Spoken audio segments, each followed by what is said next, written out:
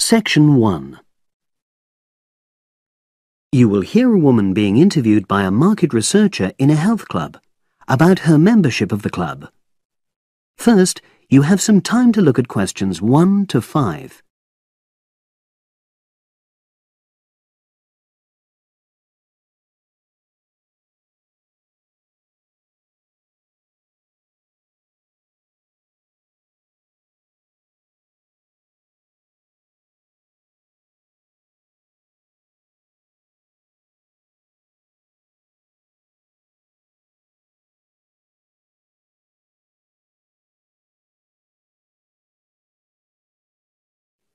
Now we shall begin. You should answer the questions as you listen, because you will not hear the recording a second time. Listen carefully and answer questions 1 to 5. Oh, excuse me. I wonder if you'd have the time to take part in some market research.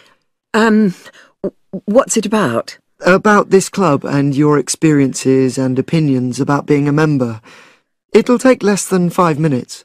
Oh, OK then, as long as it's quick.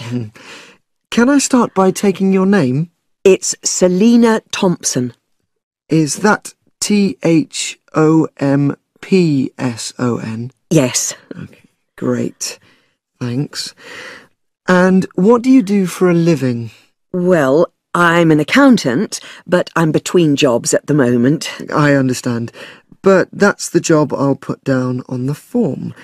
And would you mind my asking which age group you fall into? Below 30, 31 to 50, and above? Over 50, I think we can safely say. Great, thanks. And which type of membership do you have? Sorry, I'm not sure what you mean. Do you mean how long of... No, is it a single-person membership? Oh, right, no, it's a family membership. Thanks. And how long have you been a member? Ooh, let me see. I was certainly here 5 years ago, and it was probably 2 to 3 years more than that. Shall I put down 8? Oh, I remember now. It's 9, definitely. Sorry. No problem. I've got that. And the last question in this first part is, what brought you to the club? Sorry? How did you find out about the club? Did you see any ads? Well, I did actually, but I have to say I wasn't really attracted to the club because of that. It was through word of mouth. So you were recommended by a friend? Actually, my doctor. I'd been suffering from high blood pressure, and he said the club was very supportive of people with that condition, so I signed up. Great, thanks. Before you hear the rest of the conversation, you have some time to look at questions 6 to 10.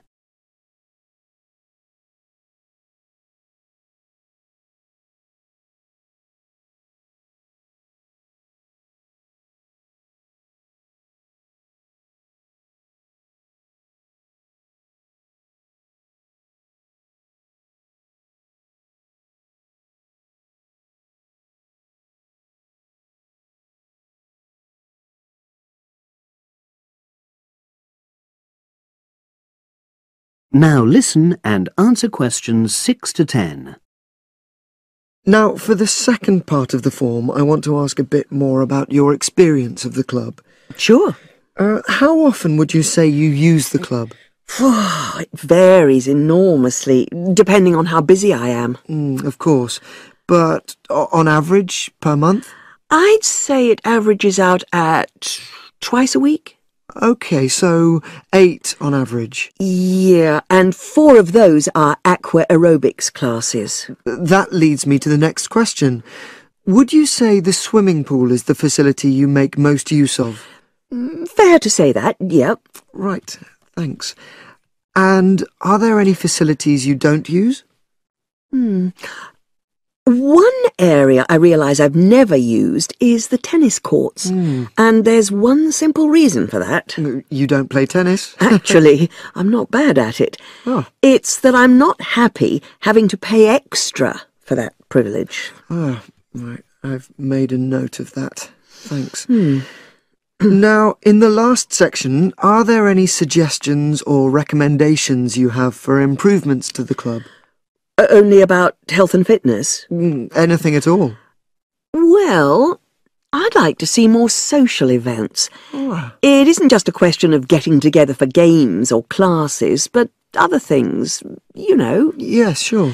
And another thing that I was thinking, when I had my yoga class in the gym last night, we were all sweltering in the heat, was that I think they should put in, well, you know... air conditioning. That's exactly what I mean. The rooms are really light and well designed, but they do need proper installations. Sure. Well, I've made a note of that. Good. So, is there anything else you'd like to suggest? About quality of service, for example? Oh, everyone's very nice here. They couldn't be more friendly and helpful. Oh, but I tell you what, it's a shame the restaurant isn't open in the evening on Saturday, and Sunday as well, for that matter. Oh. So, the club should... open it later on those days. OK. Well, thank you very much. That's all the questions I have. That is the end of section 1. You now have half a minute to check your answers.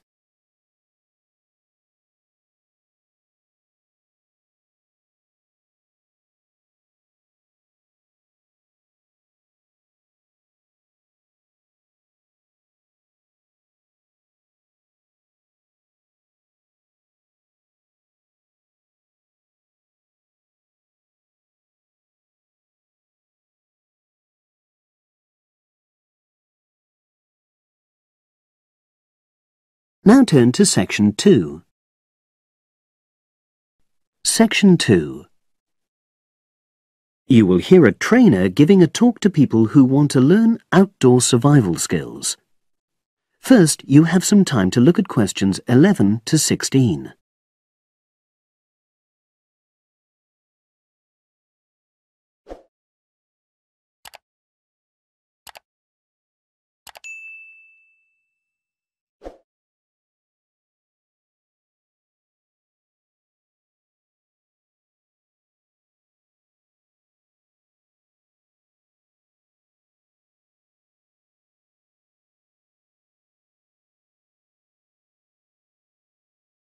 Now listen and answer questions 11 to 16. Good morning, everyone, and welcome to our outdoor survival program. As you know, this week you'll be learning some of the basic information and skills you need to look after yourself independently in the outdoors. These first 2 days will be based here in the classroom, and then we'll be taking a camping trip to put into practice some of the things you've learned. I'm going to start off with the topic of food. And to start with, I'll describe just 2 methods which we'll be putting into practice at our camp, and which make use of natural resources, the steam pit and the bamboo pot. I've got 2 posters here to make things clearer, and I'll start with the steam pit here. To make this, you'll need some dry sticks, some grass, some loose earth, and some stones. And for this week only, some matches. The first thing you do is to dig a shallow pit in the place you've chosen to do your cooking. Let's say about 25 centimeters deep and 30 centimeters wide. Your sticks have to be a bit wider than the pit because you have to put a line of them along the top from one end of the pit to the other. Before setting light to these, you take some large stones and arrange them on top.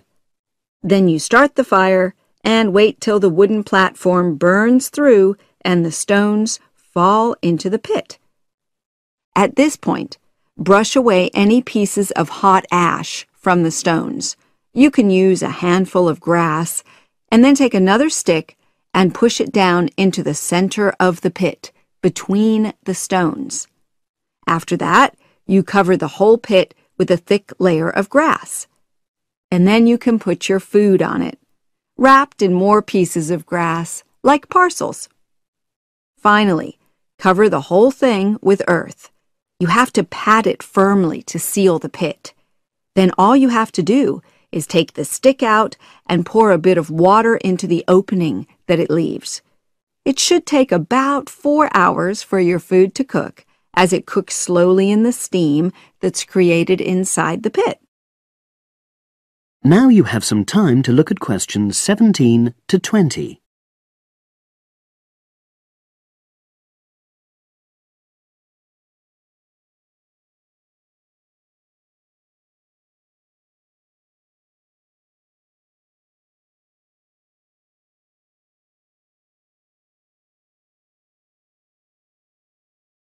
Now listen and answer questions 17 to 20. So, simple but effective. The other method you're going to practice this week is the bamboo oven.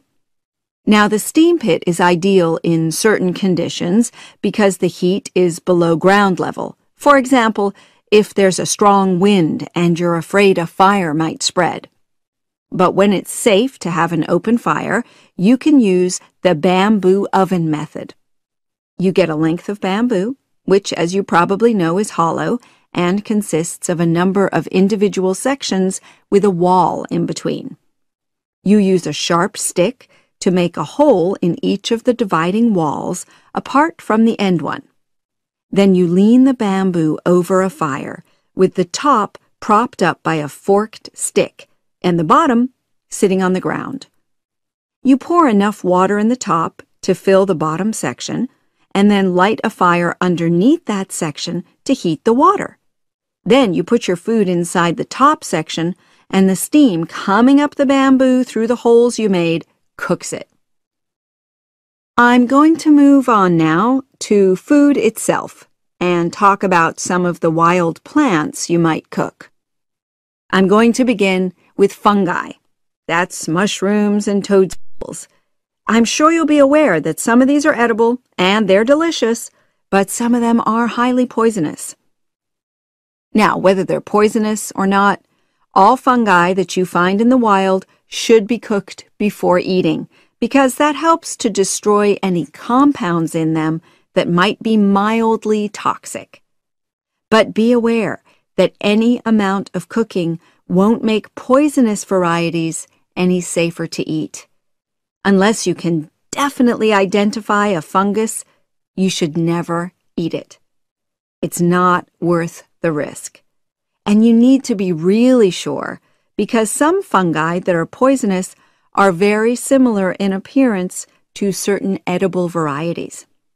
They can easily be mistaken for each other.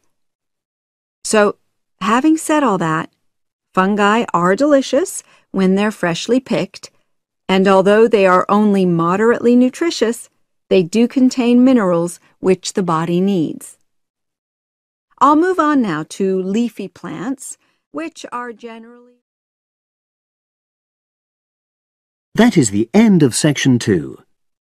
You now have half a minute to check your answers.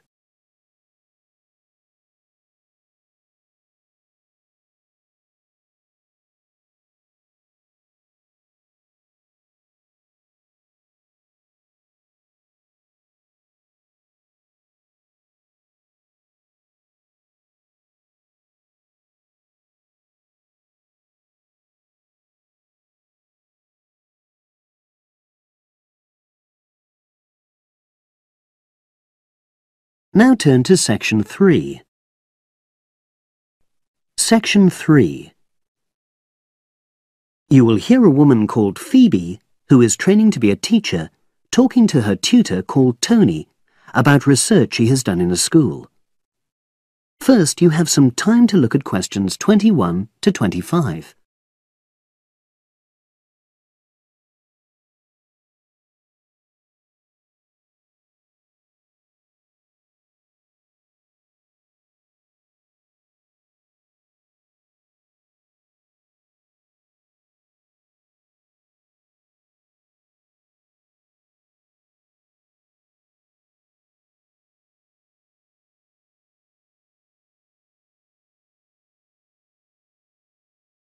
Now listen and answer questions 21 to 25. So, How did you get on with your school-based research, Phoebe? Well, it was exhausting, but really valuable. Good. What was the specific focus you chose? My title is Attitudes Towards Study Among 11 to 12-year-old Pupils. Right, and what made you choose that focus? Well, that's a bit difficult. Lots of my classmates decided on their focus really early on, mainly on the basis of what they thought would help in their future career, in their first year's teaching. So that's what helped you decide? Actually, it was that I came across a book written by experienced teachers on student attitudes, and that motivated me to go for the topic. Okay. So what were your research questions or issues? Well, I wanted to look at the ways students responded to different teachers, particularly focusing on whether very strict teachers made teenagers less motivated. And from your research, did you find that was true? No, not from what I saw, from my 5 days observation, talking to people and so forth. Okay. We'll talk about the actual research methods in a moment, but before that, can you briefly summarise what your most striking findings are? Well, what really amazed me was the significant gender differences. I didn't set out to focus on that, but I found that boys were much more positive about being at school. Girls were more impatient. They talked a lot about wanting to grow up and leave school. Very interesting. Yeah, it is. From doing the research, it was clear to me that you might start out to focus on one thing, but you pick up lots of unexpected insights. Right. Did you get any insights into teaching? Yes, certainly. I was doing a lot of observations of the way kids with very different abilities collaborate on certain tasks, help each other. And I began to realise that the lessons were developing in really unexpected ways. So what conclusion do you draw from that? Well, I know it's necessary for teachers to prepare lessons carefully, but it's great if they also allow lessons to go their own ways. Good point. Now, I'm really pleased to see you doing this. Analysing and drawing conclusions based on data. But surely this isn't proper data. Because it's derived from such small-scale research. Well, as long as you don't make grand claims for your findings, this data is entirely valid. I like the way you're already stepping back from the experience and thinking about what you've learned about research. Well done. But I know I could have done it better. As you become more experienced, you'll find ways to reduce the risk of difficulties. Okay. Now you have some time to look at questions 26 to 30.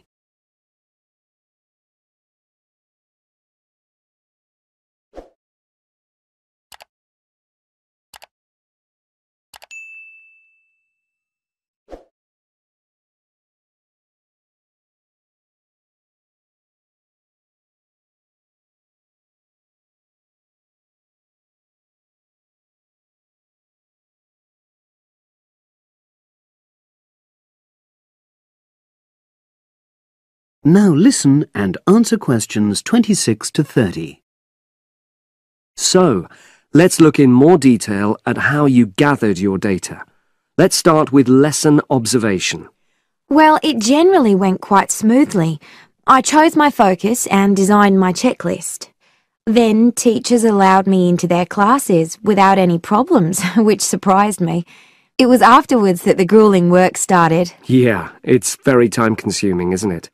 Making sense of analysing your observation notes. Absolutely. Much more so than interview data, for example.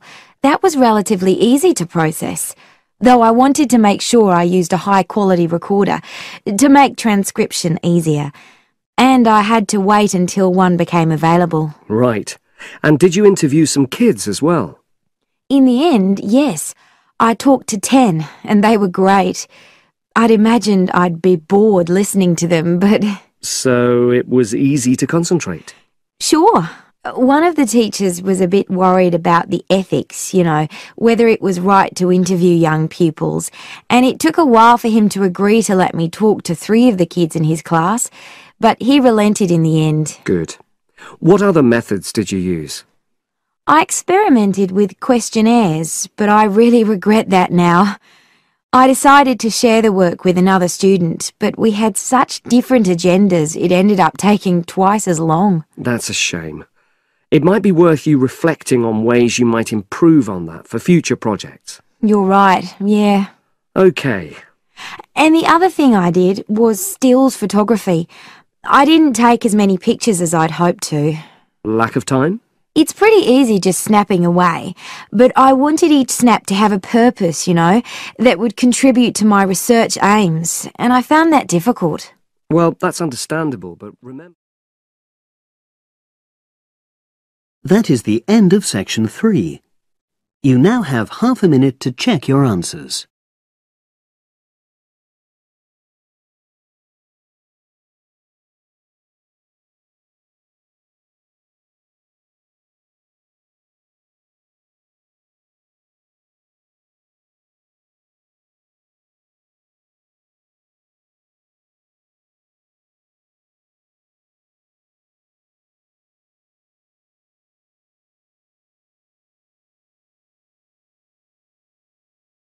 Now turn to section 4. Section 4. You will hear an environmental studies student giving a presentation about his project on saving an endangered species of plant. Now you have some time to look at questions 31 to 40.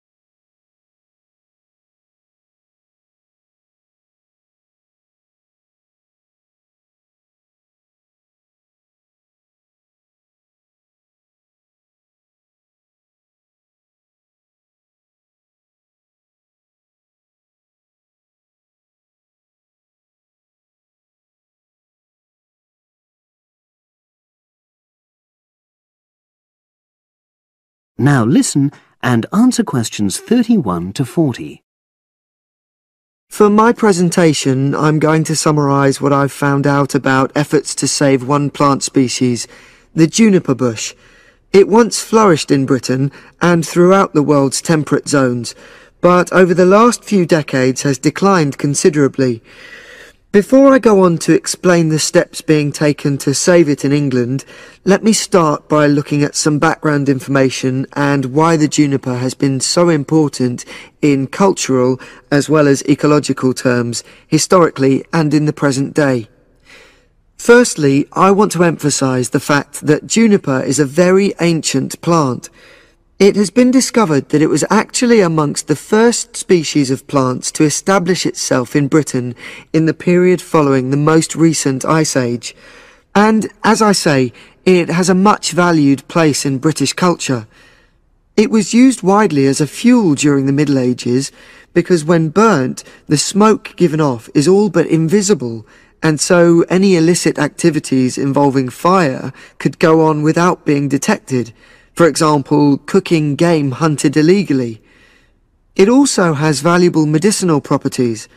Particularly during large epidemics, oils were extracted from the juniper wood and sprayed in the air to try to prevent the spread of infection in hospital wards. And these days, perhaps its most well-known use is in cuisine, cooking, where its berries are a much valued ingredient, used to flavour a variety of meat dishes and also drinks. Turning now to ecological issues, juniper bushes play an important role in supporting other living things. If juniper bushes are wiped out, this would radically affect many different insect and also fungus species. We simply cannot afford to let this species die out.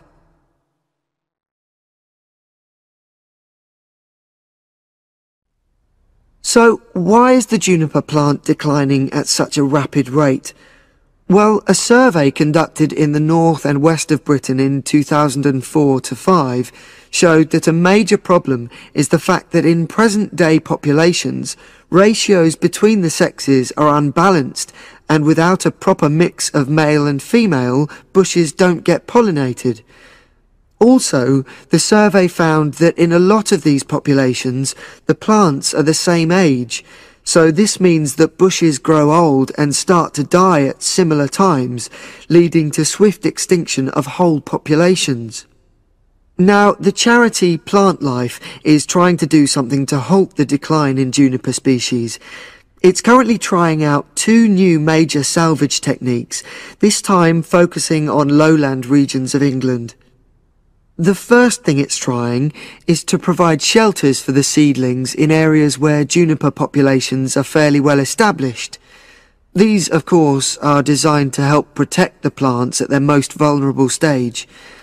A further measure is that in areas where colonies have all but died out, numbers are being bolstered by the planting of cuttings which have been taken from healthy bushes elsewhere. Now, I hope I've given a clear picture of the problems facing this culturally and ecologically valuable plant, and of the measures being taken by Plant Life to tackle them. If anyone has any questions, I'd be happy. That is the end of section 4. You now have half a minute to check your answers.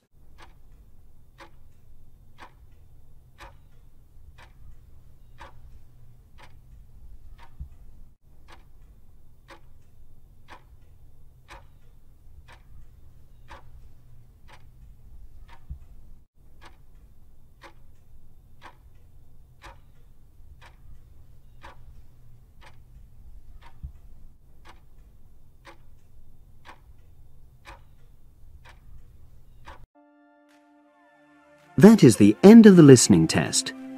You now have 10 minutes to transfer your answers to the separate answer sheet.